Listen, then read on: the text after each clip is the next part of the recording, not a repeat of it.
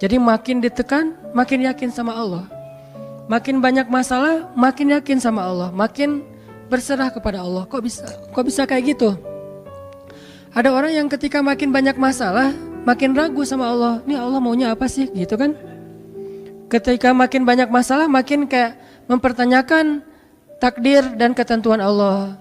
Kenapa kok saya yang ngalamin ini? Kenapa saya dari dulu gak selesai-selesai masalahnya? Kenapa justru setelah saya berhijrah malah banyak masalah? Kenapa para sahabat sebaliknya? Makin dikasih ujian, makin wa ma zadahum illa imanan wa taslima. Gak bertambah kecuali iman dan kepasrahan. Jadi dikasih ujian malah makin yakin sama Allah, bukan makin ragu.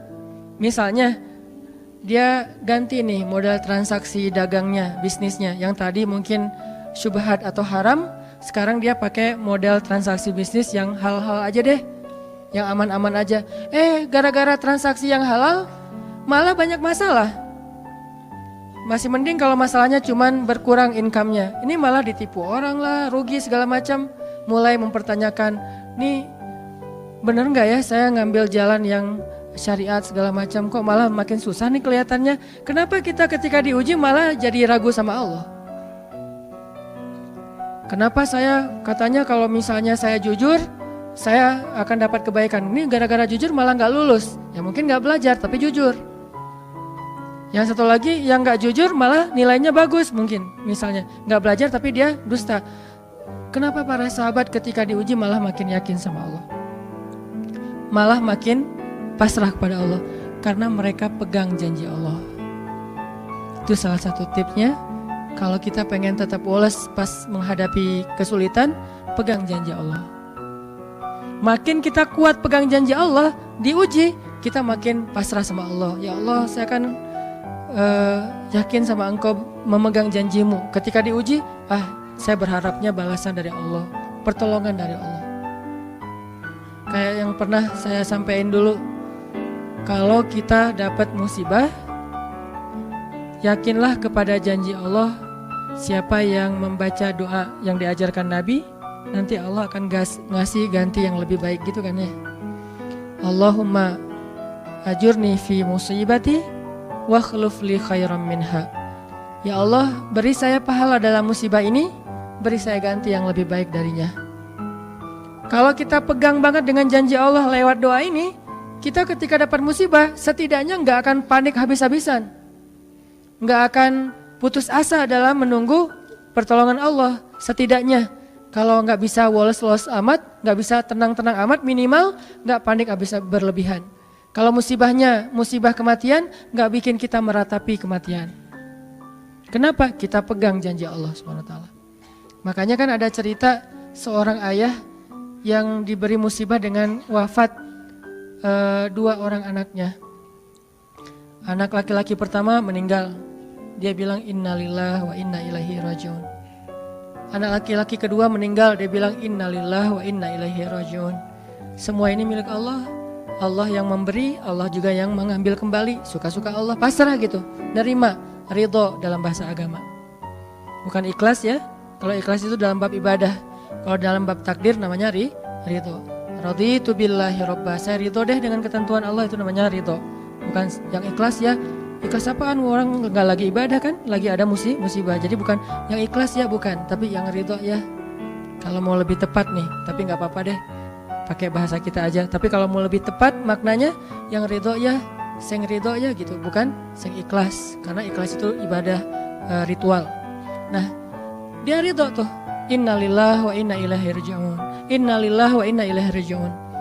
Yang ketiga, meninggal juga. Dan dia mulai agak ragu nih, kok gini-gini amat ya.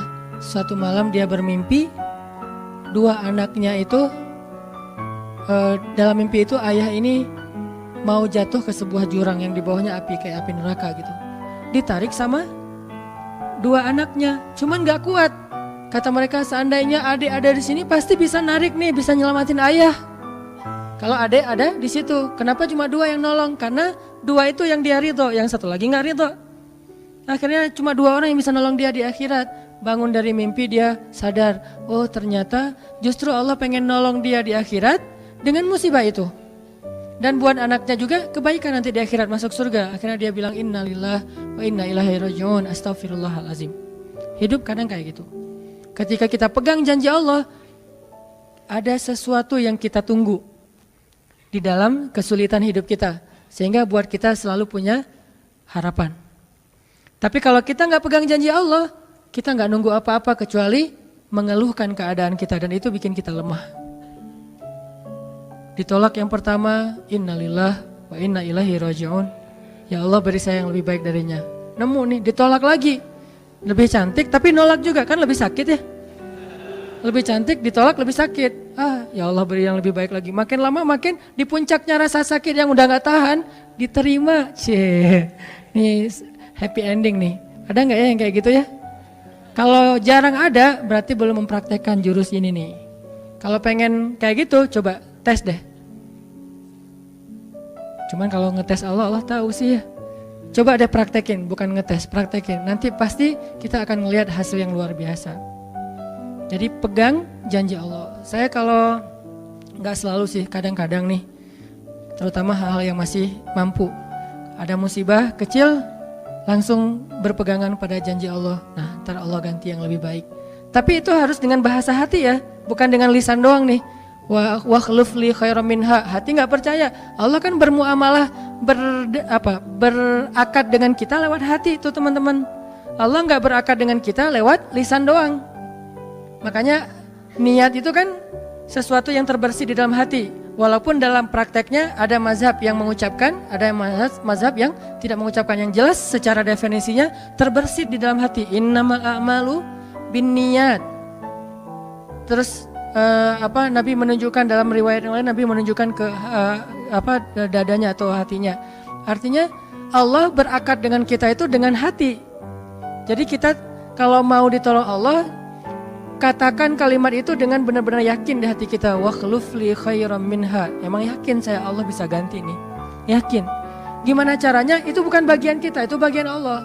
Bagian kita berharap, bagian Allah memberikan cara.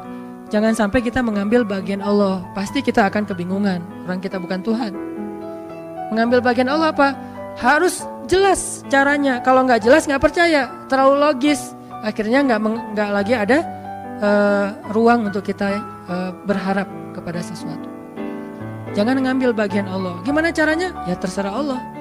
Yang penting saya berharap Allah ganti yang lebih baik. Ikhtiar urusan kewajiban kita kepada Allah. Bukan cara itu. Kewajiban kita kepada Allah. Ikhtiar itu dalam agama kayak ibadah, sholat, puasa, zakat. Bukan jalan untuk menemukan suatu kebaikan, karena Allah yang menentukan. Kadang-kadang kita ikhtiar ini jalannya dari yang lain. Kita ngejar, ternyata dapatnya justru yang sering pakai curhat. Kan beda-beda kan cara Allah ya. Kita ngejar, gak berhasil, curhat lagi ke teman kita di sebelah. Ternyata dia, bukan dia yang jadi sama dia, kita jadi sama dia gitu maksudnya. Ini artinya emang Allah yang punya cara, asbab, subul. Walladzina jahadu fina lanahdiyannahum subulana. Orang yang bersungguh-sungguh di jalan kami yang akan tunjukkan kepada cara-cara menuju kepada kebaikan. Subul, bukan cuma satu. Kalau satu sabil, ini berarti Allah yang punya cara. Ya Allah, beri saya ganti yang lebih baik. Saya yakin banget nih. Kata teman kita, caranya gimana? Kayaknya mustahil deh. Allah punya cara. Allah bisa mendatangkan sesuatu dengan cara-cara yang kita mengerti, ilmiah, logis. Bisa yang dengan cara yang kita nggak ngerti, nggak ilmiah, nggak logis. Bisa juga dengan sebalik dari apa yang kita ngerti. Kita ngertinya gini, Allah bikin yang sebaliknya. Allah punya banyak cara. Contoh, Allah mendatangkan kita, melahirkan manusia itu dari pasangan ayah dan ibu. Ilmiah, logis, bisa dijelaskan secara keilmuan. Tapi Allah juga bisa mendatangkan seorang anak tanpa ayah seperti Isa dari rahimnya Siti Maryam yang suci. Atau bisa juga mendatangkan seekor onta bukan dari induknya tapi keluar dari batu seperti ontanya Nabi Solih. Allah bisa mendatangkan segala sesuatu dari cara-cara yang yahtasib aula yahtasib. Yang kita mengerti atau kita tidak mengerti. Makanya Allah mengatakan wa yarzuqhu min haitsu la yahtasib. Allah kasih rezeki dari jalan haitsu la yahtasib, yang gak pernah kalian duga. Berarti kalau masih keduga bukan itu jalannya. bisa sih kayaknya jalan ini, bukan itu. Bisa sih ini, bukan itu. Terus jalannya apa? Yakin, itulah jalannya. Allah yang akan mendatangkan dengan surprise. Kayaknya surprise itu lebih seru sih. Dan surprise Allah itu emang pasti. Kalau surprise teman kita pas kita ulang tahun, kenapa ya hari ini kok biasa-biasa aja ya, gak ada yang ngucapin, gak ada yang ngasih hadiah misalnya ya. Kita masih berharap, mungkin mereka pengen ngasih surprise. Nanti malam-malam tiba-tiba saya masuk ke rumah, saya buka pintu rumah saya, tiba-tiba orang udah ngumpul semua di dalam rumah, terus ngasih surprise happy birthday gitu, balon segala macam, gitu-gitu deh. Bisa. Tapi apakah itu terjadi? Belum tentu. Pas kita pulang ke rumah udah siap-siap gitu. Gua mah gak akan kaget lah, gitu-gitu pasti udah disiapin. Buka pintu, ngelihat ke dalam, jalan pelan-pelan, nyalain lampu, kosong, gak ada siapa-siapa. Manusia bisa gitu banget kan? Teman kita atau pasangan kita berpikir, pasti dia ingat lah, gak mungkin. Dia gak ingat hari jadian kita atau hari putus kita terus jadian lagi. Atau hari lahir lah minimal. Pasti dia ingat. Tapi belum tentu dia bisa ngasih kita surprise seperti yang kita harapin. Kalaupun dia ngasih surprise, kadang-kadang kado atau hadiahnya itu gak seperti yang kita harapin. Biasa-biasa aja ternyata. Mungkin dia lagi nipis keuangannya, nggak punya modal apa-apa, ya udah ngasih apa yang ada aja, pulpen, permen. Nah, Allah nggak gitu. Allah kalau ngasih surprise itu benar-benar ngasih dan buat kita benar-benar ngerasa beruntung kalau kita percaya. Makanya berakatlah dengan Allah lewat hati. Hadza ma wa'adanallahu wa rasuluh wa sadaqallahu wa rasuluh. Benarlah Allah dan Rasul. Hasbiyallah atau apapun ucapan-ucapan belief, termasuk wa khluf li khairam minha, beri saya ganti yang lebih baik darinya. Tapi kita berakar itu dengan hati. Allah tunjukin tuh. Ini yang bisa bikin kita sedikit lebih tenang atau banyak bisa dapat ketenangan kalau kita dalam kondisi yang sulit. Kalau diuji dalam hal-hal yang kayaknya mentok gitu, mau kemana lagi nih, mau gimana lagi nih, mau apa lagi nih, kan gitu kan? Udah nggak tahu lagi mau gimana, mau kemana, mau apa, mau siapa lagi nih? Kayaknya semua yang di list reunian udah ditembak satu-satu, gagal semua gitu kan? Mau siapa lagi nih? Teman kuliah udah, teman SMA udah, sampai teman SD juga udah. Masa nyari teman TK gitu kan ya? Nyari semua nolak, ke siapa lagi? Allah yang punya siapanya. Kadang-kadang siapanya Allah itu kita nggak pernah ngeduga. Yang kita nggak pernah mau ke situ karena berpikir nggak mungkin deh kalau itu mah. Justru kita nggak ngedatangin dia karena kita nggak percaya mungkin. Tapi buat Allah apa sih yang nggak mungkin? Julaibib dengan kondisi rakyat jelata banget ketemu seorang cewek yang selebgram banget, bisa aja tuh. Apalagi kita yang insya Allah nggak julaibib amat lah ya. Masih kerenan dikit lah. Walaupun mungkin solehnya pasti jauh dengan Julaibib. Tapi secara fisik ya kita bukan budak. Kita bukan orang yang seperti digambarkan di dalam hadis gimana fisiknya Julaibib sangat pas-pasan. Walaupun tingkat kesolehannya jauh. Pasti sahabat itu tidak tergantikan, tidak tertandingi. Oke. Itu satu kasus di Al-Quran gimana Wallace dengan modal pegang janji Allah. Berakad kepada Allah dengan hati. Ini kata kuncinya. Berakad kepada Allah dengan hati. Dan Allah pasti la yukhliful mi'ad. Gak akan ingkar janji. Gak akan. Kalau dengan hati. Masalahnya tingkat hati juga darajat.